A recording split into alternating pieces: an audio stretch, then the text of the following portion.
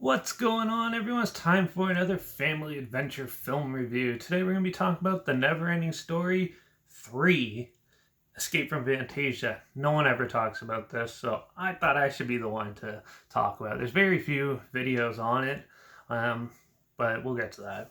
It was released February 2nd, 1996. It's written by Jeff Liberman, produced by Dieter Giesler and Tim Hampton, and directed by Peter Mcdonald, who's also did like Rambo 3, First Blood Part 2, Rambo First Blood Part 2.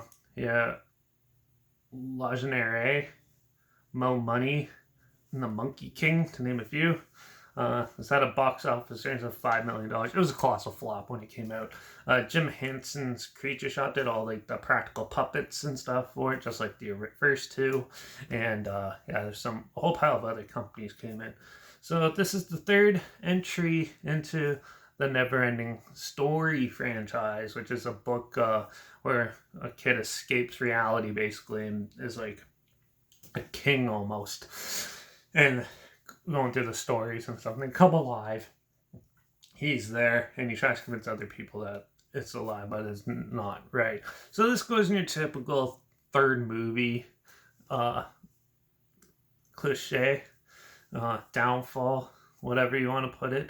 This is basically, the third one's always the tombstone. Usually the third one's always one of the worst.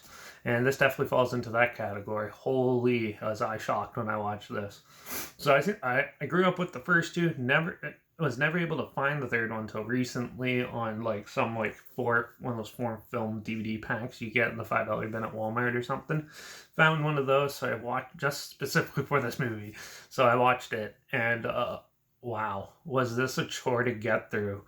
It feels like it's 3 hours long. It's an hour and a half. Oh boy.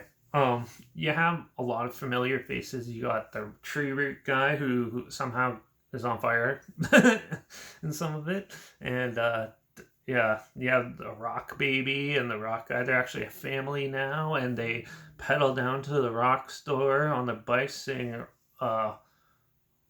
they sing Born to Be Wild or something stupid like that. It's just so random. It was like a random music video in the middle of the film. And then so as the kids reading this like the never-ending story, they have a new book, by the way, that looks nothing like the ones in the other ones. Nothing in this is similar. And he's getting chased by bullies. Actually, one of the bullies is played by Jack Black in one of his earliest roles. And they your typical late 90s school bullies. And basically, they end up start reading the book and causing problems. And one of the artifacts in the story gets taken out by the kid, and which root guy, rock baby, and some other thing gets pulled into the real world. So of course it has your stereotypical family comedy. You have the baby rock guy too loud, and the kid trying to hide it from his parents. And then we have like the tree root guy. Obviously, he got summoned into a logging yard. Oh boy. And he was freaking out and stuff like that because all he sees is all these trees getting cut down and stuff, which was actually kind of amusing with the big puppet there making those sounds and stuff. I thought that was hilarious. But and then there's just like your standard how to get them back into the fantasy world with all these other things going on. And amongst this, the little kid who is reading the story is not getting along with his family. His mom and dad are like at odds with each other and don't get like what the kid's influences. He kind of has a thing for his stepsister, where he tries to convince her, come to Neverland with me, and that makes it sound like he's mentally insane, which is funny. And then but then the little girl's into like rap and stuff, which the mom seems racist because she always like shakes her head at it and stuff, and cheesy bits like that. It's almost so bad it's good, this film. The first half is filled with terrible things and hilarious outcomes, but once the creatures get to the real world, it gets super boring. It's very predictable, very standard, and they played it way too safe with this one.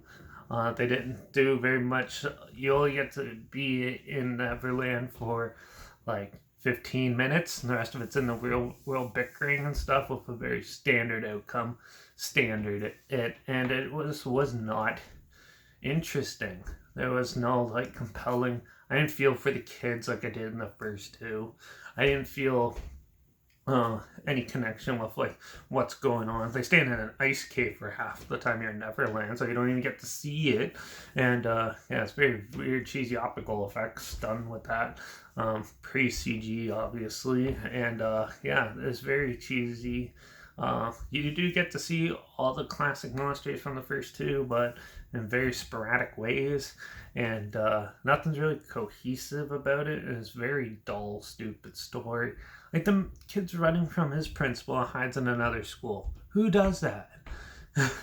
Weird, stupid things like that happen in this film all the time, and it was just aggravating to watch, and it just got really redundant and slow and boring, which a film, if it starts to be boring, that's bad because it's not supposed to be. Now the puppet effects and stuff were really well done, and some of the acting was alright and cheesy. I think it was just the way it was written. Most of the characters are written, they call it all just like fumbled together, don't actually get along. But yeah, for the most part, it wasn't that great. I wasn't too pleased with it. It deserves to be known as one of the worst of the 90s, definitely. Yeah, there's not much really else to talk about it. I was so hoping this was so bad it's good, but it ended up just being a so bad it's bad movie. But it almost got there. The first half's amusing, but yeah, I'd give The Neverending Story 3 Escape from Fantasia a 1.5 out of 5. It was pretty bad, almost unbearable at some points, but I got through it. If this really sounds like something you want to check out, I'll try to find a trailer and link it down below. But also make sure you check out my Instagram, so that's linked down below as well. That's where I always post clips of films and review in the future on my stories. You have the film time hashtag and subgenre film and hashtag, so you're aware of it. And they're usually better than this. And yeah, also my Letterbox is down below at Derek P Reviews. That's where I post my first star rating after watching the films. So yeah, check out one of those two platforms to see what I'm up to with this channel.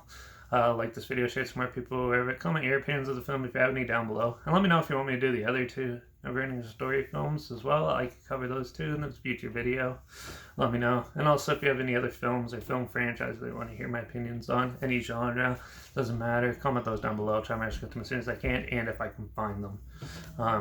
But yeah, that's it for this one. Make sure you subscribe so find something weird, obscure, and odd, somewhat like this together. You probably never thought of checking out. Also, make sure you so you can hear my opinions on popular films, classic films, and other things as well. So make sure you subscribe. And don't forget to ring that bell because I'm going to stick with these cheesy, really badly rated family adventure films because there's 3 others I found that seemed interesting. So the first one's going to be the next video, which is A Wrinkle in Time, which is a Disney TV channel version. This is like 2003 or something version, not the 2018 kerfuffle of it. This one's apparently even worse, so I'm like, definitely gotta check that one out. So yeah, we'll do that one in the next review. So make sure you ring that bell because I haven't reviewed any Disney stuff in a long time. So maybe it might actually be good. Who knows? But yeah, but that's it for this one. Sad to see that the Neverending Story trilogy ended the way it did, because the first 2 are so iconic and lovable, but it's too bad. Alright, well that's it for this one. I guess I'll watch out for all those crazy rock dudes rolling around.